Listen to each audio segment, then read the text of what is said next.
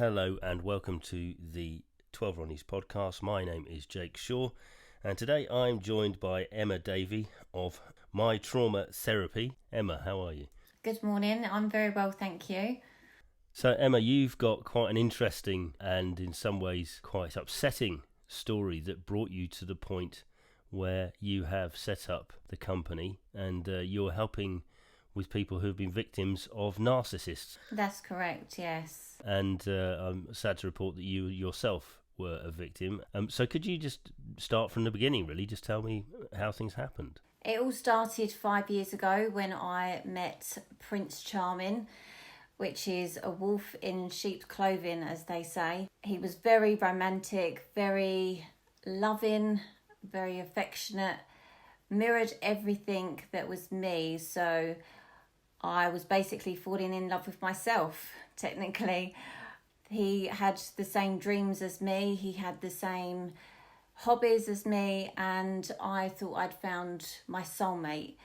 Over time, it started to diminish, and the person I'd fallen in love with, I was seeing less and less, to the point where I was starting to be very controlled, being very isolated by friends and family. But because of the most amazing love bombing stage that I'd already been through for the past 3 months, I was holding on to that person for so long, thinking, well, I saw him at the very beginning, so that person must be there. And my narcissistic ex suffered from alcohol abuse as well, so the abuse got even worse when he used to have a drink, and I used to convince myself that that was the problem. If he stopped drinking, then we'd live this amazing happily ever after that he promised me at the very beginning. I did all I could. I got him into rehab and he did go sober for 15 months, and I thought that was it. It was all going to be amazing, but take the alcohol out of the equation and still he was displaying very narcissistic traits, still very controlling, still very manipulative, isolating me from my friends and family. A lot of gaslighting.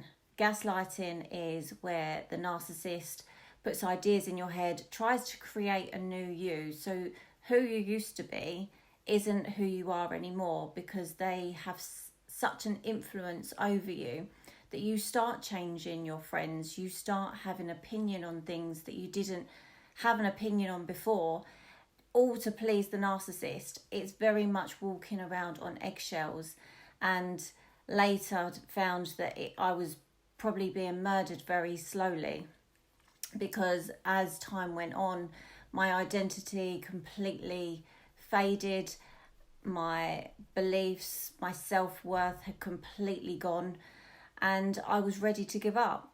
He had pushed me to the point of self-harm, and on 2 occasions I did try to commit suicide, one of which was actually in front of him. I started to take the tablets and he said, "Do you want some more?"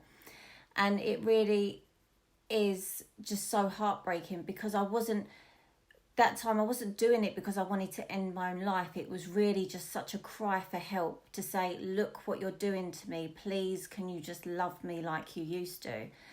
And there was many times that I left him, but it became an addiction of mine. He did become my addiction, and that's what I later found out, that I was suffering from love addiction, which is very similar to alcohol addiction and drug addiction.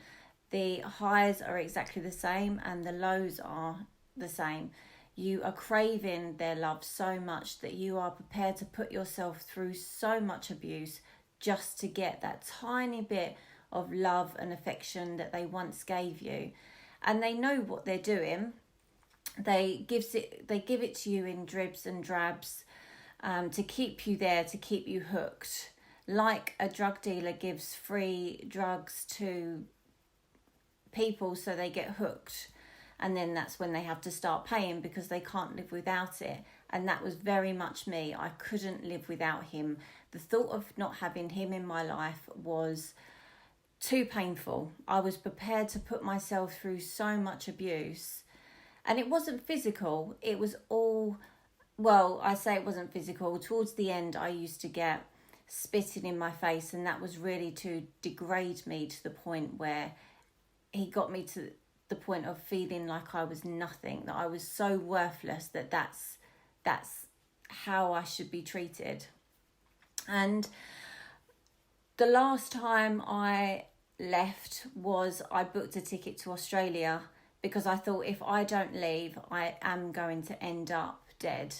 It was the only way out for me because I couldn't live with him and I couldn't live without him. So I knew I was going to go back. And so I went to the other side of the world knowing that I couldn't come back because I decided I wanted to help other victims like myself.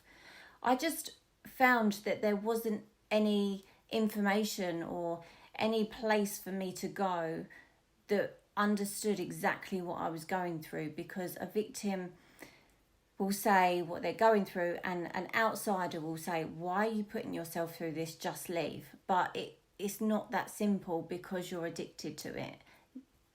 It's impossible to just give up and just say, I'm never going to have anything to do with them again, because your brain is yearning for that addiction of contact with them again. It doesn't matter whether it's nice or it's horrible, as long as you have some kind of contact with them, it is fulfilling your fix, your addiction need. And so I started studying counselling in Australia and become a qualified counsellor. I did a lot of narcissistic abuse classes out there to learn about narcissism and the effects it had, because I think for you to enable to get over and recover from this abuse, you have to be knowledgeable in this and know the signs and to know what you are going through and to realise that you're not the problem, they are, because they will constantly tell you that it's all your fault. If it wasn't for you, they wouldn't be like this, and you've done it. Every time you leave, it's your fault. You just get the guilt trip all the time, and you become so brainwashed that you think, well, maybe it is me. It's me. But it's not. And in order to be educated by this, that gives you the power then to become smarter than the narcissist. You know what they're doing. You recognise the behaviour and you know why they're behaving like it. You know why they're doing this at a particular time, because when you do leave the narcissist, they will then change tactic of, oh, she's left me, I'm going to start hoovering them up again, give her the false promises, the future faking again, and the brain automatically goes back to the love bombing stage of when they were so lovely, and that's what you stay hooked on. But when you are educated in this, you then see what they're doing, and it actually becomes so laughable because it's then textbook narcissist. You see it from a mile away. And I didn't have that. I couldn't find a support group that I could speak to other victims that was going through this, and I felt very, very alone. Friends and family didn't understand. They didn't understand why I was putting myself through all this torture. And I wanted to speak to other people that were going through what I was going through, because I didn't actually know what narcissism or a narcissistic personality was. I thought he was just a really horrible person. Or I believed it was my fault. And then so I created my own support group on Facebook, which has grown quite considerably over the last couple of months. And when I graduated, I opened my trauma therapy, and it's grown from there. I'm now helping other victims on a daily basis to recover from this type of abuse. The first thing that strikes me is this classical abuse? Is this similar to domestic abuse, this narcissism? Narcissistic abuse is definitely a form of domestic violence. It's very similar to coercive behaviour, very controlling, manipulative. It's a controlling abuse that you don't have to hit somebody or to have some physical violence, because it's just breaking the victim down so much that they want to end their life. What are the signs to look for in a narcissist? When you first meet someone, they are very, very over the top, very lovely, charming, want to give you the world, very complimentary, too good to be true in a way, where you think, wow, where's this person come from? They are just perfect. They are perfect in every way. They're agreeing with everything that I want, I like, share the same interests. And a narcissist will work very quickly because this is all an act and it's a mask. They want to hook their victims very quickly because it's exhausting for the narcissist to be so nice all the time.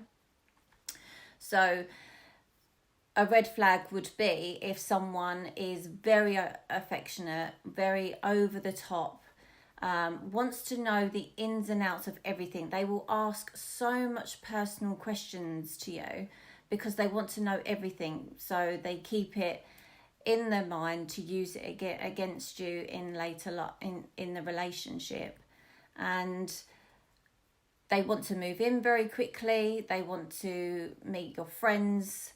They want to marry you. Like, everything is so extreme with them. Nothing's at a slow pace. It's very, very fast. So these narcissistic behaviours, Emma, from your own, obviously, horrible experience, can you give me some examples of what they were like? Yes, I can describe the more manipulative and controlling and possessive behaviour. So I was given a very lovely gift for my birthday, which was a C-Class Mercedes. And at the time I thought, oh, that's amazing, like how lovely of him. But really it was all calculated, and behind my back he'd actually put a GPS tracker on it, which told him where I was at any time, how fast I was going, and what road I was down. It really was like an invasive of privacy, but I didn't know. It was all very calculated and behind my back. Phone trackers I had on the phone, so he could see at any point where I was. It's like he needed full control of at all times to know that when I wasn't with him, he knew exactly where I was. Every single holiday I had with him turned into a complete nightmare. Maldives, Christmas Day, he was very abusive to me. He was very nasty to me in front of the other guests, and he put his hands on me. He spat in my face. Managing staff came over to me and said, were you in room 635 about half an hour ago? I said, no, I wasn't. He had trashed the whole room. He had done so much damage, and they removed me and they put me into a different villa.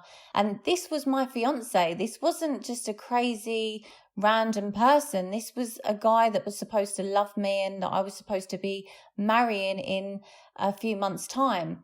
And in the end, he got arrested and removed from the island, and he decided to go off to another island. So I spent Christmas Day on my own. And then I did end up going to the other island just before New Year's Eve, and sobered him up because he was absolutely paralytic. And later on, I found out that he'd slept with someone on that island by emails to her when we returned back to England. So that was another stab in the back for me. When I moved into his house, he put cameras in every single room of the house. And at the time I thought it was nothing because he lived in a big house, but he'd lived there 8 years prior to me moving in, and he hadn't had these cameras.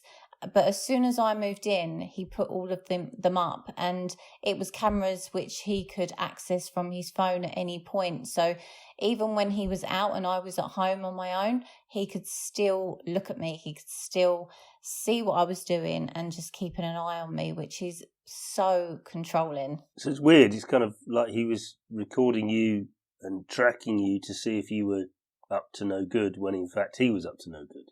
What I say to victims, if you want to know what a narcissist is up to, look at what they're accusing you of. Where were your friends in this? At the time, my friends were actually quite jealous. I mean, there was a little bit of envy there, like, oh, wow, you're getting this kind of car, like your life's amazing. So there was a lot of jealousy there at the beginning. But then they started to notice my behaviour and the way I then started to act around them. I was becoming a shadow of who I used to be. I used to be very confident. I became very much in a shell. I went into my shell because I didn't want to go out with my friends for coffee, or if I did, I was constantly looking at my phone, looking at the time, thinking, am I going to be late? Oh, I can't be long because I need to be back. Obviously, I knew he was tracking me all the time, so I wanted to make sure that he knew that I was, okay, I'm leaving now. Just, he was in my thoughts the whole time because I was terrified of upsetting him. I was constantly walking around on eggshells. Then they started saying, you're not who you used to be. Why do you care if you're 15 minutes late? You sure nothing's going on? And then I did start opening up a little bit to very close friends. And then they did start to see it themselves, where he would just turn up unannounced if I was having coffee with a friend.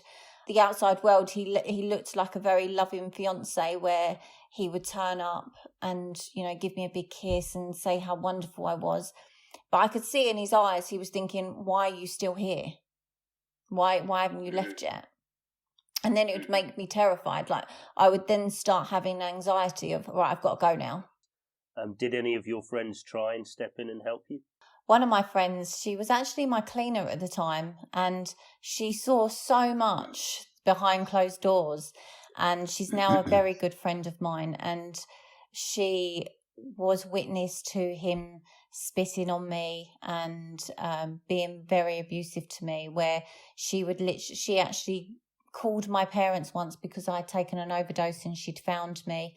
But I was very selective of who I let in, because I didn't want the outside world to know the actual trauma that I was going through, because I just wanted to portray this perfect life, because I just wanted him to love me. And because he had had so many affairs behind my back, I constantly felt like I was competing for his attention and his validation. So if I allowed the outside world to think that me and him were so close, we were so in love, I thought other women would back off and leave him alone. I was so brainwashed at the time, thinking that he was so in demand and all these women wanted him, because that's what he led me to believe.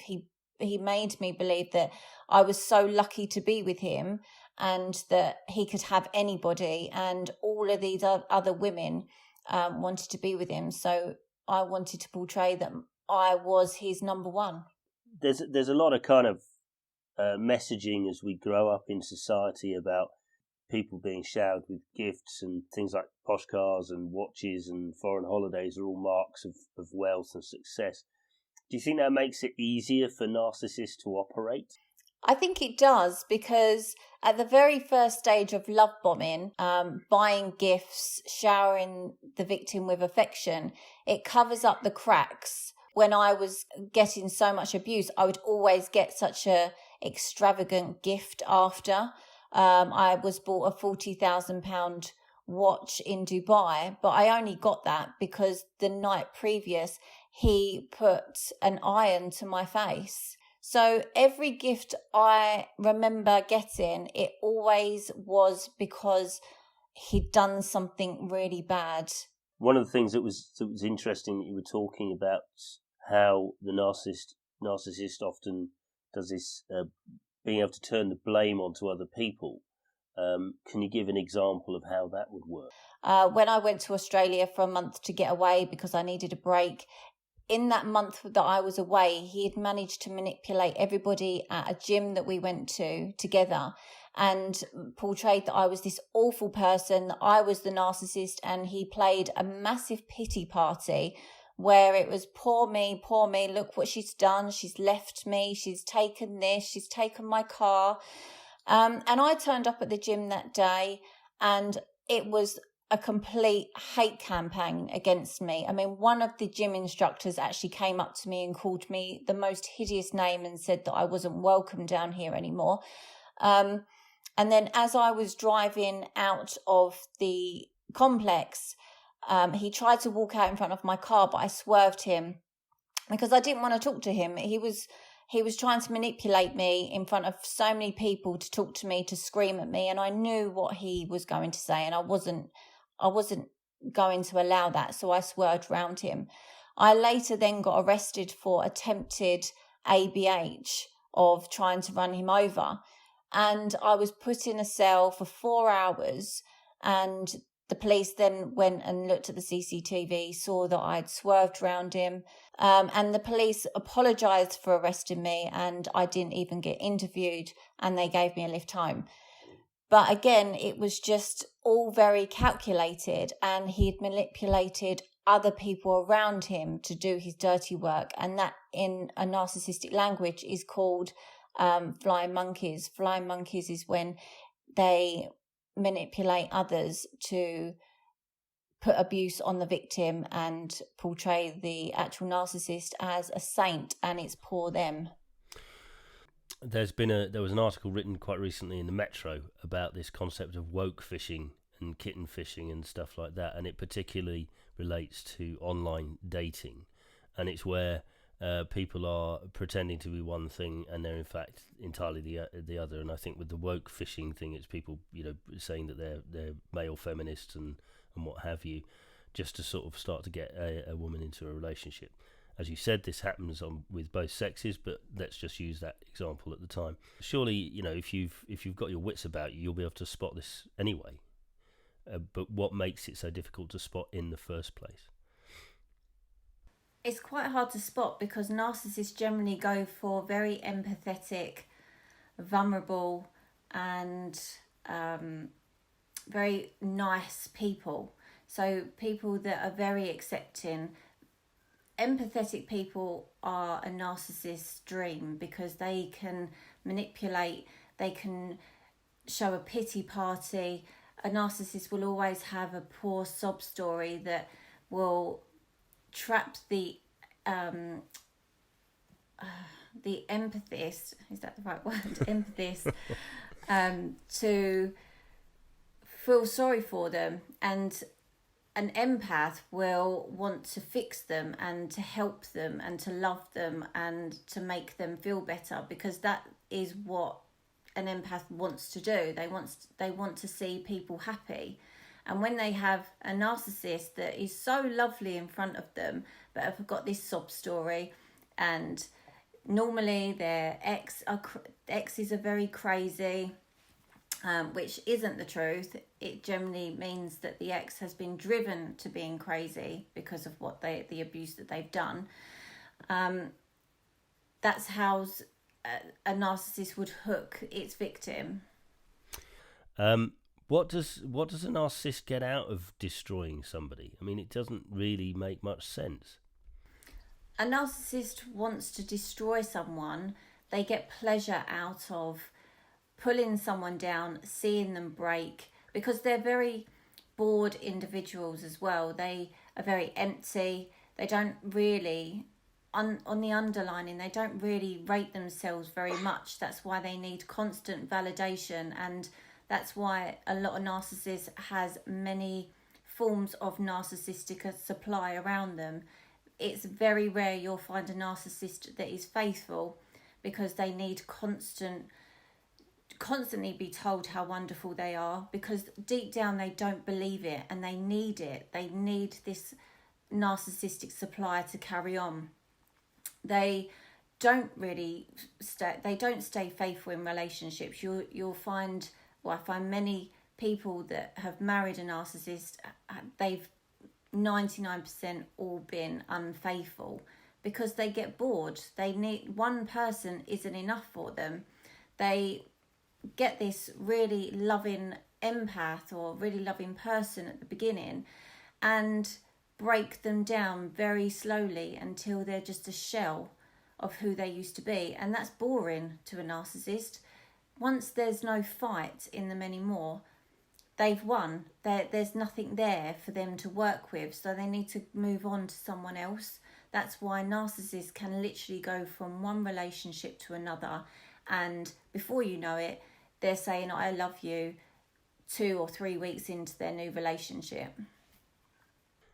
Is there a kind of cat and mouse thing sometimes with narcissists, i.e., that they'll break someone down, then move on, and then wait for them to build themselves up again, and then come back? Does that happen?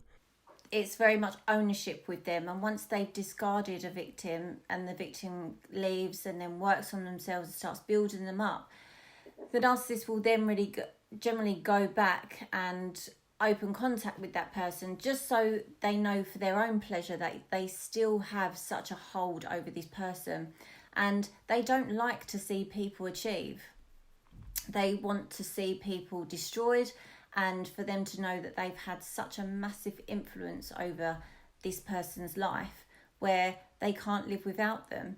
And they're very jealous people as well. So if they start to see somebody like myself that has completely changed my life around and now is doing well, I've learned from all my mistakes, I'm very independent and have a lot of self-worth now, it really does anger them, because they think, why didn't it work? Why is this person so strong?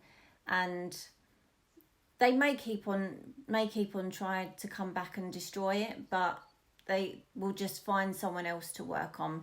If someone's too strong, then they will give up in the end. But they won't stop, in the sense that they can't suddenly see the error of their ways and stop behaving in that fashion. What I'm asking is, can a narcissist be cured of being a narcissist? No, a narcissist can't be cured, because it is a narcissistic personality disorder.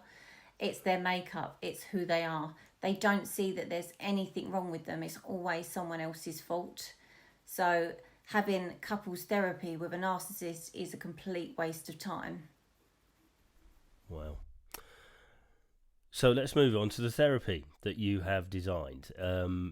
Because, and I'm definitely not being flippant, but I don't really want to talk about the narcissist as such. I want to talk about the fact there is light at the end of the tunnel. There is a sunrise that you are providing. So my first question is, how many people are you coming across and you're helping at the moment? I'm coming across hundreds, actually. Since I have been very vocal and very open on social media, I've had quite a lot global victims coming forward on my group, and it got such a big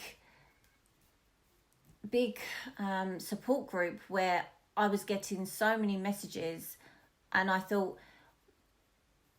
because I went to so many AA meetings with my ex, I recognised that speaking within a group helped so many people to stay in recovery, because they felt like they had a safe place. So I incorporated that technique into my own way, and I started to do a group Zoom call every week where members globally can come on, speak about their story, talk to other victims and share their experiences, realise that they're not the only one that's going through this. It is very common in this type of relationship, and it got people talking.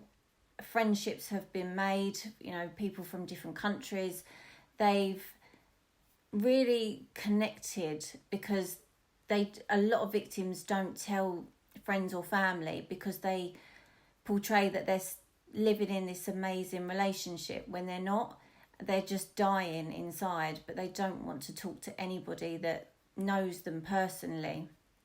And in order to speak, it helps, because when you say it out loud, it becomes real. When you don't speak, it's just in your mind, and it's very easy to suppress all your feelings and emotions. Where you speak in a group and you've got support, you've got empathy, you've got understanding, you've got no judgment whatsoever, and you start seeing people come out of their shell every week. And then from that, a lot of clients have then come to me and had personal one-to-one therapy where we work on their individual needs. So we look at why they are in this relationship and why they're allowing this abuse to take place. And that's where they then have to start working on themselves. And clients that have left the relationship now have to work on building up their identity again and realize that everything that they'd gone through was a complete lie. And that's really hard for the victim at the beginning, to realize that their whole relationship was just a complete lie, because it's very real to the victim, but to the narcissist it's all fake. So what counts as a win then, Emma? If you've dealt with somebody, a victim of this, and you've gone through your process with them, what's a winning outcome for you and for them, obviously? To recognise who they are, to be happy within themselves, to love themselves, to have healthy boundaries in place, to be very knowledgeable on this type of abuse so they don't then jump into another relationship with a narcissist, because that's very common, because you're so used to that love and abuse that you associate that abuse with love. So because it's so normal to a victim, they will want that same relationship, but the outcome is going to be the same. So we work on ensuring that they don't get involved in that relationship again, learning the red flags and learning self-worth. So they're not. So they're not. They can't really continue a relationship with this person once they've recognised this. Is that correct? No, they can't. No, but then I deal with a lot of clients that have children with narcissists, and that's very hard as well, because they do have to be in contact with them on a regular basis, and that's where we'll work on being grey rock, as we call it in the narcissist language, and that means where you're totally emotionless to that narcissist, because narcissist lives and breathes on emotions. They don't care whether you're being nice, sending them lovely long messages declaring your undying love and you'll always be there, or you're being really nasty, telling them exactly how you think. Attention is attention to a narcissist, and they thrive off it. If you cut contact or give any emotion, it's called starving the narcissist, and that's when a narcissist will feel like they're losing control. But in order to survive yourself, you have to go emotionless, because otherwise they'll just keep feeding off you and you'll be so drained from it. Yeah, it does have that kind of feel that it's they are just drawing energy out of people. I work a lot with entrepreneurs and small businesses, and one of the big problems is all the people saying to innovators, for instance, that'll never work, or we can start next week, but next week never comes, and the emotional drag of that sort of thing. So an interesting question would be, I guess, you've been through this yourself. You're now making positive actions to help other people. What's your life like now? Do you feel that you've still got scars and injury, as it were, from that experience, or do you believe you've totally moved on and started a new life? I've definitely started a new life. Obviously, I've got scars on my body from where I self-harmed, but I look at them daily and just think how far I've come, and I use them to strive every day, and I've got a lot of self-worth now, a lot of self-love, very independent, and it has changed my whole mindset. I have very healthy boundaries with everybody, friends, partners. I have recently got into a new relationship which was not on the cards. It happened completely out of the blue, because up until a few weeks ago, I didn't want another relationship. It scared me, and it's very hard for a victim of narcissistic abuse to go into what you class as a normal relationship, because you're constantly thinking, are you going to start telling me what to do? Are you going to tell me I can't speak to this person? Oh, have I got to ring you constantly? Am I checking my phone? Making sure that I'm not doing anything wrong. It's like you're just waiting to be told off in a way, but you're not receiving it. And that's a really bizarre feeling for a victim that's come out of that abuse. It will get better, because this is a stage that I haven't entered in before within my recovery. But it's definitely feeling a lot easier, and to feel like you can breathe without breaking an eggshell is so lovely. That's great news, because I remember when we first were talking, you said that the likelihoods of you having a relationship were fairly slim. So that shows two things. One's that things change, and the other one, it's been quite a while since I first spoke to you, or at least a month. Sort of bringing us to an end, because we've been talking for about half an hour. I guess the most important thing is how do people find you, and what are the steps that they need to do? I mean, we've spoken about looking at what are the signs to look for. How do people find you, and when should they come and find you? I always say to people, how much abuse are you prepared to put yourself through before you say enough is enough? How many tears are you going to shed before you say, I can't take any more? How many events are you going to be humiliated at? How many sleepless nights do you want to put yourself through before you think, I'm worth more than this? Just stop. It's not going to get any better. A life with a narcissist is like a very slow murder. It will kill you in the end. And that's why I say get into recovery as soon as possible. You can find me at www.mytraumatherapy.co.uk on the web, and you'll be able to contact me directly there.